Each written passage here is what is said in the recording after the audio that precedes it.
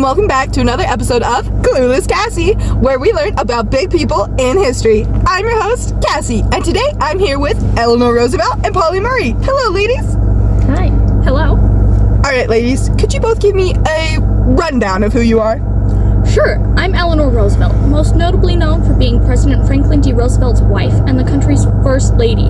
But I also took my title very seriously, advocating against racism and sexism, which is actually how me and Polly met. Yeah, I'm Polly Murray, and we met at one of Eleanor's projects, the only civilian conservation corp camps for females.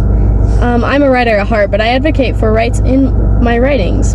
I've always been an advocate for those who are not heard. I happened to be sitting near the front the event that Eleanor walked by, and everyone wanted me to curtsy, but I didn't.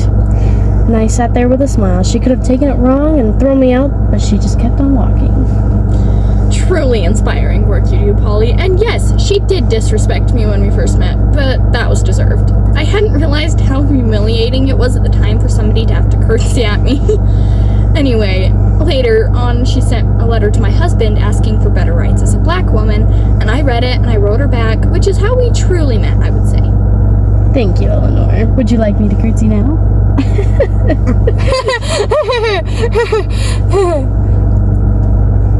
Now, ladies, give me the scoop. What's the drama? The drama? Whatever do you mean? Well, when I talk to guests, I like to ask what drama is going on in your life. Makes the show more fun. Oh. Well, I guess that makes sense, but the only drama that I know about is the social inequities of marginalized communities within our country. Oh, yeah. I was thinking more along the lines of, like, messy breakups or fistfights in Congress, but systematic oppression works too, I guess. I think now is a good time for a sponsor break while we regroup, so we'll go to that now. Yes, it's me again. Hi. The Hunks in History Network. I need a new job. Let's go. In 43rd place, we have William Henry Harrison. This advertisement may be longer than his presidential reign, but surely not longer than his inauguration speech. He died 30 days, 12 hours, and 30 minutes into his presidency of pneumonia, which was caused by the 2-hour-long, 8,500-word inauguration speech. Dude loved to yap. It was his favorite thing. He was also not the best looking. He reminds me of the rat from The Great Mouse Detective, Ratigan.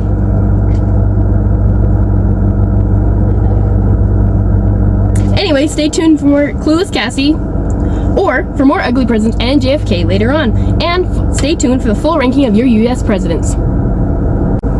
Thank you to our amazing sponsor, Hunks in History Network. Let's get back to our guests, Eleanor and Polly, who are just telling us about the drama that's going on in this country, because who else would know? Right. Well, I think Polly was talking about all the inequalities in our country, which is true.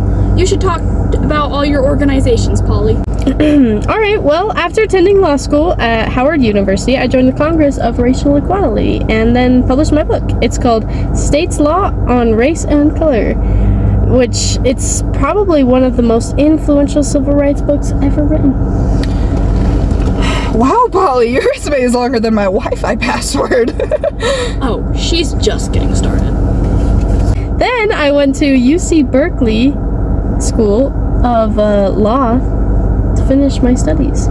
Immediately after graduation, I co-founded the National Organizations of Women. And then after a while, I felt that the organization was focused more on only white women's rights, so I distanced myself from it. Oh, well, that's no good. What did you do then? I toured the country, and I would speak at different universities, and I would fight for the rights of those like me. And eventually I did grow tired, and I put an abrupt halt to speaking, and a hard turn in my life. I devoted myself to Christianity. I spent my last days in D.C. as a priest. What she's neglecting to say is that she was the first African-American woman to ever be ordained as an Episcopal priest. Oh, and while she was gallivanting across the country, she received her JSD from Yale University and was the first African-American to do so. Wow, it sounds like you were a lot of firsts for our country. I think the most influential thing I did, first or not, was to show that no matter what your faith is or how you show it, you should always fight for what is right. Amen. Well, thank you, Polly. Now let's hear from Eleanor. What tea do you have to spill? Well, I'm not quite sure what you mean, but I think I can answer.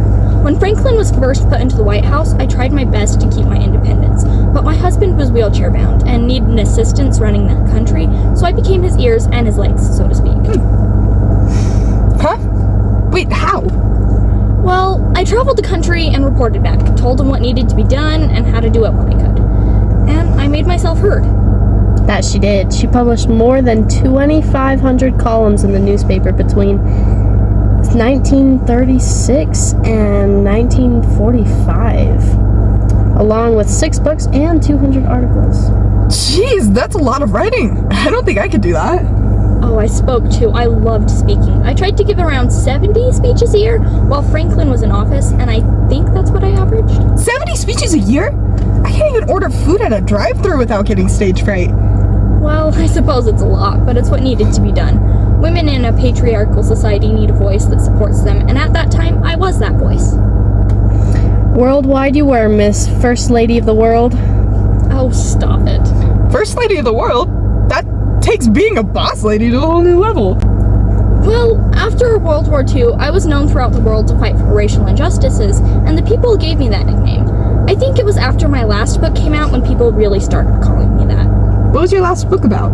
My last book, Tomorrow is Now, is about the preservation of our civilization and how we should move forward as a society toward racial and gender equality by thinking for ourselves and making sure we are all just kind human beings.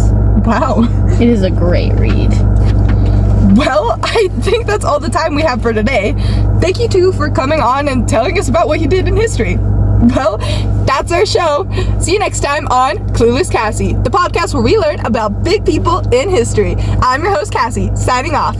Bye!